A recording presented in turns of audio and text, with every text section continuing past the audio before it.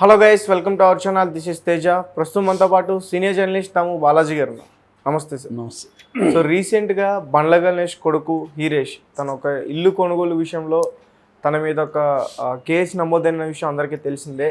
అయితే రీసెంట్గా ఈ విషయం పట్ల బండ్ల గణేష్ రంగంలోకి వచ్చి డైరెక్ట్గా ఆ యజమాని అయితే ఎవరైతే ఉన్నారో ఆమెను బ్లాక్మెయిల్ చేస్తున్నట్టు స్వయంగా ఆమె ఒక ప్రెస్ మీట్ పెట్టి అయితే చెప్పడం జరిగింది. అండ్ బండ్ల గణేష్ గారు రీసెంట్గా ఆయన మీద కూడా ఒక కేసు అయితే నమోదైంది. దాని గురించి బండ్ల గణేష్ ఎప్పటి నుంచి కూడా వివాదాల్లో అతను ఎప్పుడూ ఉంటాడు. ఒకటి అతను నోటి దూర్స్ అంటామా ఏమంటాం, మొత్తానికి అతని మాటల వల్ల వివాదాలు అవుతుంటాయి. అది ఎప్పటికప్పుడు ఎవరినో ఒకరిని మాట్లాడడం, వాళ్ళని గీకడం, వాళ్ళు ఇతన్ని గీకడం, ఇలాగ వివాదాలు ఉంటాయి. అవి కాకుండా అతని మీద క్రిమినల్ కేసులు కూడా ఉన్నాయి. గతంలో కూడా ఫైనాన్షియల్ అతని మీద కేసులు పెట్టారు. మా డబ్బులు ఎగ్గొట్టారు, మమ్మల్ని బెదిరిస్తున్నాడని. ఆ మధ్య మన వంశీ వక్కంతం వంశీ ఆయన నాకు 25 లక్షల రెమ్యునరేషన్ ఇవ్వలేదని ఆయన కేసు పెట్టినప్పుడు 6 నెలలు జైలు శిక్ష ఇక్కడ ఎర్రమంజిల్ కోర్టు వేసింది ఆయన. ఆ తర్వాత ఏదో ఆయనకి డబ్బులు ఎంతో కొంత ఇచ్చి పరిష్కారం చేసుకున్నట్టుగా ఉన్నాడు. మొన్న ఒంగోలు కోర్టు ఆయనకి 1 year జైలు శిక్ష విధించింది. అది కూడా check bounce case. So check bounce కేసులు అంతకుముందు కూడా నేను మొన్న కూడా వీడియోలో చెప్పాను. Sachin hero Sachin gutka business man hero సచిన్కి తనకి గొడవలు అయినప్పుడు కూడా సచిన్ కూడా ఓపెన్గా మీటింగ్ పెట్టి భయంకరంగా బూతులు తిట్టాడు బండ్ల గణేష్ని. అది తర్వాత నయం పరిష్కరించాడని కూడా నేను రీసెర్చ్ చేసినప్పుడు చాలామంది చెప్పారు. దాని మీద ఎలా జరిగిందో నేను ఆ వీడియోలో ఆల్రెడీ చెప్పాను. ఇలాగా బండ్ల గణేష్ ఏంటంటే ఇటు చెక్ బౌన్సులు, ఇటు సినిమా ఇండస్ట్రీల వివాదం, ఇటు రాజకీయ వివాదం. అతనికి ఏంటంటే కొంత రాజకీయాల్లో ఎదగాలని ఒక లక్ష్యం అయితే ఉంది. దానివల్ల కూడా కావాలనే కూడా కొంత పాపులర్ అవ్వడం కోసం వివాదాలు క్రియేట్ చేసుకుంటున్నాడా అనే డౌట్ కూడా చాలామందికి ఉంది. ఎందుకంటే ఇవాళ ఈజీగా పాపులర్ అవడానికి అడ్డదారి బెటర్. ఎప్పుడైనా ఆయన చెప్పినట్టుగా రజనీకాంత్ ఆధార్ రహదారి అన్నట్టుగా వీళ్ళని అడ్డదారి అంటారనమాట. ఎందుకంటే రహదారులు అంటే చాలా కష్టపడే వెళ్ళాలి, ప్రజలకు సేవ చేయాలి. ఇవన్నీ ఎందుకు అడ్డదారులు ఉంది. మీడియాలో ఏదో ఒక సెన్సేషన్ క్రియేట్ అయితే పాపులర్ అయిపోతాం. మనం పాపులర్ అయితే మనకి ఏదో ఒక పార్టీ టికెట్ ఇస్తుంది అన్న యాంగిల్లో వీళ్ళు బయలుదేరారు కొంతమంది. ఇతను కూడా అదే కోవకు చెందినవాడు. యాక్చువల్గా ఇతను ఒక చిన్న కమెడియన్గా ఉన్నాడు. ఇతనికి ఎవరో బినామీలు దొరికారు. దాంతో పెద్ద సినిమాల్ని సెట్ చేయడం మొదలుపెట్టాడు. బట్ అది కొంతవరకు వెళ్ళి ఆ తర్వాత ఆ స్థాయి రావట్లేదు. ఇప్పుడు ఏంటంటే కొంత డబ్బులు వచ్చాయి, సర్కిల్ వచ్చింది. దీంతో రాజకీయంగా మనం వెళ్తే మనల్ని ఎవడు టచ్ చేయడు అనే స్థాయిలోకి అతను వెళ్ళినట్టుగా మనకు అర్థమవుతుంది. దానివల్ల ఈ మధ్య కాంగ్రెస్ పార్టీలో చేరాడు, రేవంత్ రెడ్డి ప్రచారం చేశాడు. ఇప్పుడు కూడా ఎంపీకి అప్లికేషన్ పెట్టినట్టుగా తెలుస్తుంది. ఈ కాంటెక్స్లో నిన్న వచ్చిన వెర్షన్ వేరు, మొన్న వచ్చిన వెర్షన్ వేరు, నిన్న వచ్చిన వెర్షన్ వేరు. మొన్న ఏం వెర్షన్ వచ్చిందంటే బండ్ల గణేష్ కొడుకు Bandla Hiresh film Nagar road number 10లో సైట్ 2లో ఒక ఇంట్లో అద్దెకున్నాడు. ఆ ఇల్లు వచ్చి ఎవరిదంటే హీరా గ్రూప్ చైర్పర్సన్ నౌహీరా షేక్. ఆమె వెరీ నోటోరియస్ లేడీ.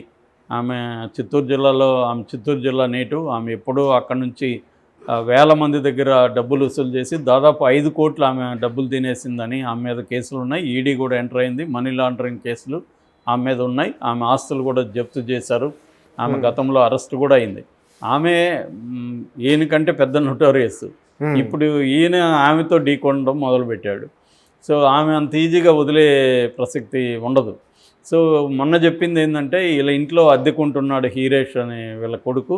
ఆ ఇల్లు అమ్మేస్తాము, నువ్వు ఖాళీ చేయని ఆమె చెప్పింది. లేదు మేమే కొంటామన్న హీరేష్ అన్నాడు. సో 3 కోట్లు అడ్వాన్స్ ఇచ్చారు. అడ్వాన్స్ ఇచ్చినాక ఆ ఇల్లు ఈడీ జప్తులో ఉందని తెలిసింది.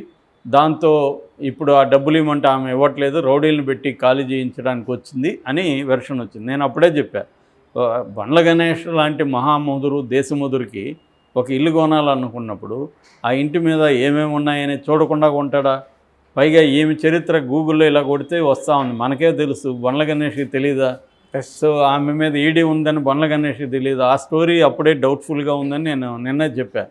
ఇప్పుడు అదే కరెక్ట్ అయింది. ఈమె రివర్స్లో నిన్నొచ్చి ఏం చెప్తుందంటే బండ్ల గణేష్ నా ఇల్లు కాస్ట్ మొత్తం 75 కోట్లు, నా ఇంట్లో ఫస్ట్ ఫ్లోర్లో రెంట్కున్నాడు వాళ్ళ కొడుకు, వాళ్ళని నేను ఇప్పుడు ఖాళీ చేయమంటే ఖాళీ చేయకుండా ఒక ఫేక్ డాక్యుమెంట్, వాళ్ళ మామూలుగా అయితే 11 నెలలకు అగ్రిమెంట్ ఉంది, రెంటల్ అగ్రిమెంటు.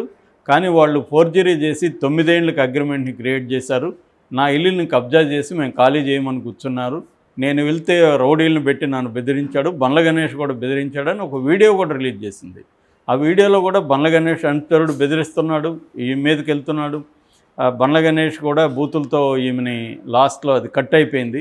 బూతులతో ఏదో మాట్లాడబోతూ కనబడతా ఉంది, అమ్మని అని ఆ టైప్లో ఏదో మాట్లాడుతున్నాడు. సో ఆమె ప్రెస్ మీట్ కూడా పెట్టింది. పోలీసులు కూడా బండ్ల గణేష్ కొమ్ము కాస్తున్నారు, ఎందుకంటే కాంగ్రెస్ గవర్నమెంట్ ఉంది కాబట్టి నేను ఇప్పుడు డీజీపీని కలిశాను, రేపు సిపిని కూడా కలుస్తున్నాను అని ఆమె చెప్తుంది. ఆమె ఖచ్చితంగా అంత ఈజీగా వదిలిపెట్టదు, కోర్టుకు కూడా వెళ్తుంది. ఆమె పోలీసులు కానీ పట్టించుకోకపోతే కోర్టుకు వెళ్తుంది, ఎందుకంటే ఆమె ఈ సిస్టమ్స్ అన్నిట్లో ఆమెకి ఎక్స్పీరియన్స్ ఉంది. ఎప్పుడైనా న్యాయంగా బతికేవాడికి సిస్టమ్స్ పట్ల కంట్రోల్ ఉండదు, కానీ అన్యాయంగా బతికే వాళ్ళకి, మోసాలు చేసే వాళ్ళకి సిస్టమ్స్ని ఎలా డీల్ చేయాలో బ్రహ్మాండంగా తెలుసు. క్రైమ్లో ఉండే వాళ్ళకి తెలిసినట్టుగా క్రైమ్లో లేని వాళ్ళకి తెలియదు, ఎందుకంటే మనం మామూలుగా ఉంటాం, మనకు తెలియదు. సో క్రైమ్లో ఉండేవాడికి పోలీస్ స్టేషన్ తెలుసు, జైలు తెలుసు, కోర్టు తెలుసు, అన్ని వ్యవస్థలు వాళ్ళకి తెలుసు. వాటిని ఎలా మేనేజ్ చేయాలో కూడా వాళ్ళకి బాగా తెలిసి ఉంటుంది. ఎక్కడ ఎలా మేనేజ్ చేయాలి, ఎక్కడ ఏ బటన్ నొక్కితే ఎక్కడ లైట్ వెలుగుతుంది, అవన్నీ వాళ్ళకి బ్రహ్మాండంగా తెలుసు. ఈమెకి కూడా అంత ఎక్స్పీరియన్స్ ఉంది. సో ఈమె ఇప్పుడు అందుకనే నేను ఇప్పటికి కూడా మనకు డౌట్ ఏంటంటే, బండ్ల గణేష్ ఆయన చెప్పిన స్టోరీ నిజమైతే ఆయన అంత అమాయకంగా ఇరుక్కుంటాడా? ఒక ఇల్లు, దాని మీద ఏమేమి ఉన్నాయి అని తెలియకుండానే ఇల్లు 3 కోట్ల అడ్వాన్స్ అంటే ఆ ఇల్లు 75 కోట్ల విలువ చేసే ఇల్లుని ఈయన దాని మీద ఏమి ఉన్నాయో తెలియకుండా కొనుగోలుకి వెళ్తాడా? కాబట్టి ఇక్కడ ఏదో సంథింగ్ రాంగ్ బండ్ల గణేష్ స్టోరీలో కూడా. మరి ఈమెమో తక్కువది కాదు, ఈమె కూడా ఆల్రెడీ ముస్లింలదే ఎక్కువ మంది సొమ్ము కాజేసి 5,000 కోట్లు ఈమె మీద ఆరోపణలు ఉన్నాయి. మరి ఇట్లాంటి ఇద్దరు ఢీకొన్నప్పుడు ఏది నిజం ఏది అబద్ధం అనేది బయట నుంచి మనం చెప్పే పరిస్థితి అయితే లేదు. ఏదేమైనా బండ్ల గణేష్ మీద అయితే ఆమె క్రిమినల్ కేసు పెట్టింది. ఆమె ఇప్పుడైతే వదలనని చెప్తా ఉంది. ఒక పక్కేమో రేవంత్ రెడ్డి ప్రభుత్వం ఉంది కాబట్టి బండ్ల గణేష్కి పోలీసులు కూడా సపోర్ట్ చేస్తున్నారని ఆమె ఆరోపిస్తుంది. అందులో వాస్తవం కూడా ఉండొచ్చు. కానీ ఇది రేవంత్ రెడ్డికి కూడా ఇబ్బంది అవుతుంది, ఎందుకంటే ఇప్పుడు ఎన్నికలు వస్తున్నాయి. ఇది మెల్లగా పొలిటికల్ టర్మ్ తీసుకుంటే బీఆర్ఎస్ వాళ్ళు ఈమె తరపున ఎంటర్ అవుతారు. ఎంటర్ అయినప్పుడు రేవంత్ రెడ్డికి కూడా ఇబ్బంది బండ్ల గణేష్ ఇష్యూ అనేది.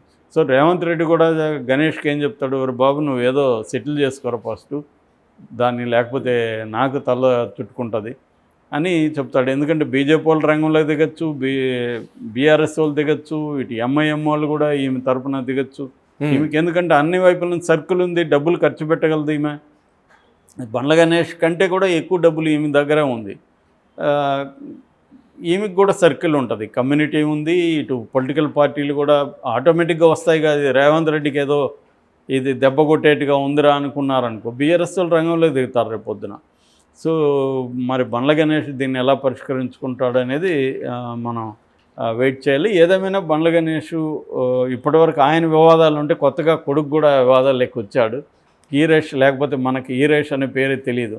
సో మేబీ కొడుకును కూడా ఏమన్నా రాజకీయాల్లోకో సినిమాలకో దింపుతున్నాడా, తనని కూడా పాపులర్ చేయాలనుకున్నాడా ఈ రకంగా తెలియదు. ఎందుకంటే బండ్ల గణేష్ అంత ఈజీగా అయితే తక్కువ అంచనా వేయలేము. అతను చాలా చిన్నప్పుడే ఆయన ఇంటర్వ్యూలు చూసినా మనకు అర్థమవుతుంది లాంగ్ బ్యాకే ఎంత ముదురైతానని. ముదురు లేకపోతే ఒక చిన్న స్థాయి కమెడియన్గా ఉంటే ఈ స్థాయికి ఎదగలేరు కదా. అందులో ఏమీ తప్పేం లేదు. ముదురుగా ఉండడం అనేది నేను నెగిటివ్ సెన్స్లో వాడట్లేదు. అట్లాంటి ముదురుగా ఉన్న అతను ఎలా ఇరుక్కున్నాడు నిజంగా అయితే, ఇరుక్కొని ఉంటే అనేది నా డౌటు. ఎందుకంటే ఎవరైనా ఇప్పుడు చిన్న జాగ్రత్త చూడాలన్నా దాని పత్రాలు చూస్తున్నారు, దాని లాయర్లకు ఇస్తున్నారు. ఎంత జాగ్రత్తగా ఉంటాడో. అతను బిజినెస్ మ్యాను, ఆల్రెడీ కోళ్ళ ఫారాలు నడుపుతున్నాడు, రియల్ ఎస్టేట్ వ్యాపారం ఉంది అతనికి. ఇవన్నీ తెలియకుండా ఎలా దిగుతాడు అతను? కాబట్టి వీళ్ళిద్దరి స్టోరీలో ఏదో ఒక వైపు నిజం ఉంది, ఒకవైపు అబద్ధం ఉంది.